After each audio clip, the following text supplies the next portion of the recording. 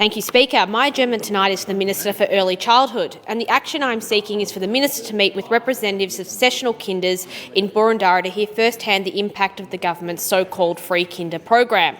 Speaker, I often talk about the concerning trust deficit between voters and those of us who represent them. This deficit is compounded by what voters perceive to be politician speak, when governments mislead people with weasel words and mask the policy's true impact. Nowhere is this more evident than the government's so-called free kinder program, which implies that the government is fully funding kindergarten programs across the state. This is simply not the case, as any number of sessional kinders will tell you. Speaker, the free kinder program provides $2,500 of funding per enrolled child per kinder.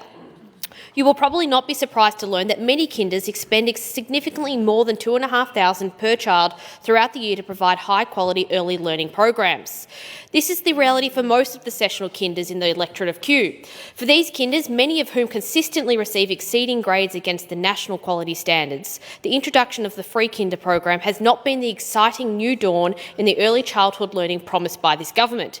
It's left them with a significant funding gap, and that funding gap will inevitably lead to cuts, to staffing, to programs and to quality. Of course, the government could, with the stroke of a pen, easily rectify the situation by allowing kinders to charge a gap fee to families. But the so-called free kinder program does not allow kinders to charge parents a gap fee to bridge the amount of funding they receive per child with the cost of actually delivering their programs.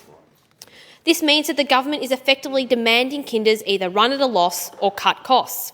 And if kindergartens want to remain solvent and viable, they can't continue to run at a loss for years on end.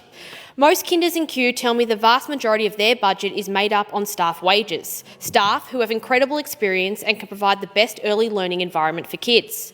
But it seems that the government is content to see these kinders cut staff wages just so that they can use the term free kinder in their press releases. I'm sure the government will say that these kinders can make a few savings here or there.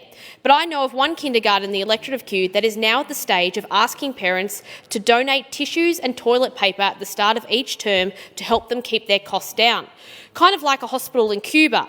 That is the reality facing kindergartens in Melbourne in 2023 thanks to the Andrews government.